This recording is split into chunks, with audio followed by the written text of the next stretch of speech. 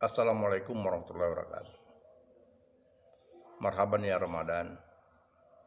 Saya ucapkan selamat menunaikan ibadah puasa bagi mahasiswa yang menunaikan ibadah puasa pada hari ini. Dan bagi yang tidak mengamalkan atau menjalankan ibadah puasa, mari kita menghargai orang yang sedang beribadah puasa sebagai wujud toleransi hidup beragama. Kepada Allah Subhanahu wa taala kita mohon perlindungan agar kita selalu dalam keadaan sehat walafiat. Salawat dan salam kita aturkan kepada Nabi besar Muhammad sallallahu alaihi wasallam. Allahumma shalli ala Muhammad wa ala ali Muhammad. Assalamualaikum ya Rasulullah. Saudara-saudara sekalian,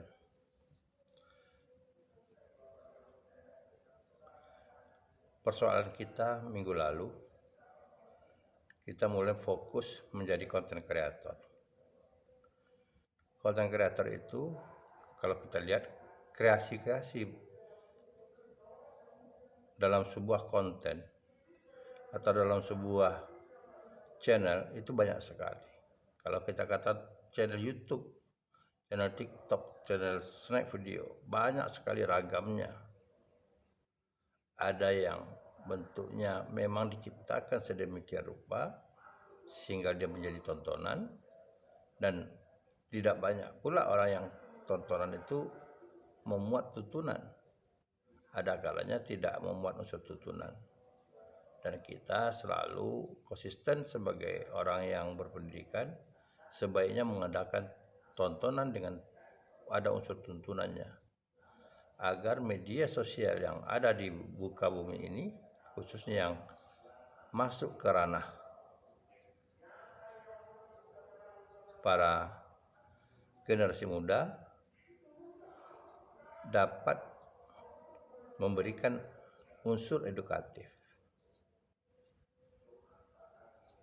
Jadi kita bukan hanya sifatnya membuat hiburan saja, tapi kita secara moral juga harus bertanggung jawab.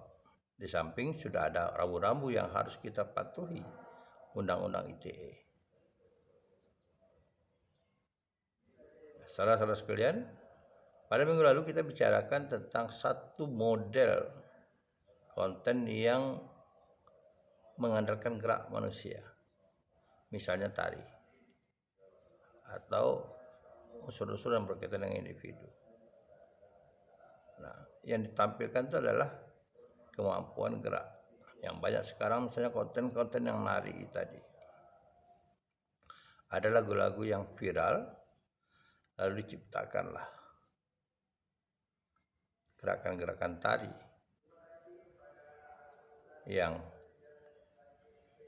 terkadang menjadi pola tersendiri, pola baru tersendiri. Tidak mengacu kepada satu bentuk tari, tapi sebuah kreativitas anak muda pada content creator. Misalnya, ketika terjadi peristiwa event internasional MotoGP di Mandalika, dan pihak penyelenggara menggunakan pawang yang namanya Rere. Dan pada waktu itu gerakan pawang itu yang dinamis mengingatkan orang dengan lagu, untuk pengiringnya itu lagu dari grup band Malaysia, lagu Po Ambai Ambai. Nah, lagu itu sampai sekarang, sampai detik ini masih viral, karena lagu itu modifikasi dari lagu anak-anak. Satu, yang kedua lagu itu dinamis, yang ketiga pola lariknya sangat familiar bagi masyarakat, pola pantun yang disajikan. Kemudian tentu ada unsur amanatnya yang menarik orang mau perhatikan, karena ada momen pada waktu ini juga kita dikejutkan dengan kabar kasus Salah satu di antaranya Indra Ken yang viral masalah Binovo, masalah penanaman saham yang dianggap sebagai gambaran bagi masyarakat penipuan dan banyak merugikan orang lain. Ini sekelas satu gambaran kita. Jadi kita ambil momen itu. Di samping ada gerakan-gerakan lain, gerakan tari. Dan saya menyuruh Anda mengamati konten-konten yang menggunakan gerak itu, sehingga Anda paling tidak mengecas kreativitas Anda, menantang Anda untuk menciptakan gerakan-gerakan ini. Karena tidak ada yang baku. Bahkan ratusan orang menciptakan gerakan seperti itu. Bisa ada kesamaan, bisa ada satu pembaruan, dan di sini kita lihat kematangannya. Begitulah dunia media sosial. Ya bisa juga kita menggunakan semacam pengulangan yang dibuat oleh orang, bisa jadi itu kita punya daya cipta sendiri. Nah, kali ini saya mengajak Anda untuk mencermati lip sync. Kalau kemarin kita bicarakan 5 konten, berarti satu hari satu, di luar hari Minggu, hari Sabtu. Maka sekarang kita tingkatkan satu hari satu, 7. Anda cermati yang bentuknya lip sync. Artinya lip sync atau dubbing, orang menggunakan gerak, sementara ia menggunakan suara orang lain. Misalnya nih, lagu. Betapa banyak lagu yang dijadikan konten, bahkan oleh TikTok, oleh snack video itu disiapkan lagu-lagu yang dapat diambil. Saya nggak tahu gimana daya masalah berkaitan dengan daya ciptanya, tapi dapat diambil oleh masyarakat. Dan ini yang perlu dicermati.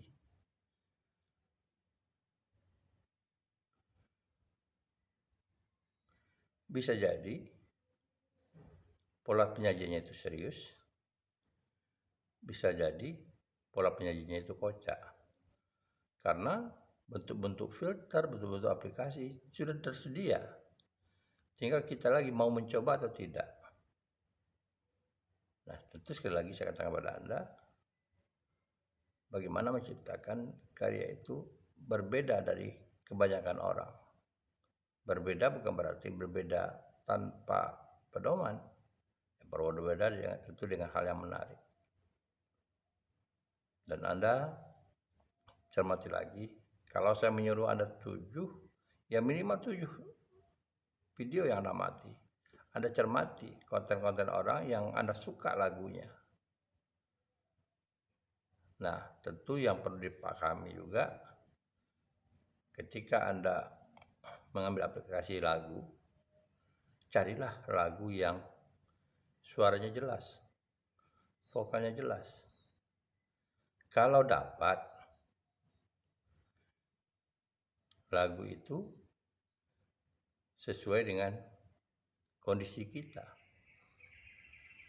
Misalnya kita ini wanita atau perempuan, dan penyanyinya juga perempuan. Karena Anda lip sync, kan tidak lucu. Kalau seandainya Anda lip sync, lalu yang suaranya keluar tuh suara perempuan, sementara Anda laki-laki, atau sebaliknya, tidak matching dia. Nah, oleh karena itu Anda bisa lakukan seperti itu. Di samping itu, Anda juga menampilkan video yang menarik yang berkaitan dengan wajah Kalau tadi kita bicara, kalau kemarin kita bicara postur tubuh, kalau ini mimik wajah. Jadi kalau boleh saya katakan, dari dada ke atas yang dipentingkan, dari dada ke atas. Agar penghayatan yang kita buat benar-benar pas dengan penghayatan yang dituntut oleh lagu. Itu satu. Yang kedua, cara pengambilan video. Karena Anda mungkin itu bisa mengambilnya, bisa jadi di outdoor, bisa jadi di indoor. Kalau dalam membuat video lip sync, sebetulnya suara tidak sesuatu hal yang tidak penting dijaga karena ada otomatis. Kita itu suaranya murni bersih. Kecuali Anda menggunakan video yang tidak langsung. Artinya ada proses editingnya. Sementara di snack video, di TikTok, itu sudah ada durasi yang disiapkan. 15 detik, 60 detik, atau 5 menit. Tinggal Anda memilih. Dan mari mencoba perlahan-lahan tingkatkan daya cipta Anda, daya kreativitas Anda, agar kelak Anda mencintai profesi sebagai content creator. Karena rutinitas Anda membuat konten, konsisten Anda membuat konten, yang membawa Anda sebagai content creator. Saya ingatkan lagi bahwa dunia content creator ini adalah lapangan kerja yang sangat terbuka. Dan sangat mungkin Anda untuk memasukinya. Seperti halnya saya, yang sudah umur lanjut, sudah umur 60 tahun, saya masuk dalam proses pelatihan di snack video. Sebagai membuktikan pada Anda bahwa dalam usia lanjut pun kita bisa melakukan hal yang sama, kreativitas. Dan mudah-mudahan secara step by step, ini bulan puasa, Anda bisa lakukan hal-hal yang positif. Bisa ingatkan kepada Anda, jangan sampai membangun citra yang negatif dalam konten Anda. Jangan sampai melanggar undang-undang ITE. Buatlah konten yang betul-betul ada unsur edukasinya. Karena kita di dunia pendidikan. Baik, itu saja perkuliahan kita pada kali ini. Semoga Anda dapat mencobanya dengan baik. Assalamualaikum warahmatullahi wabarakatuh.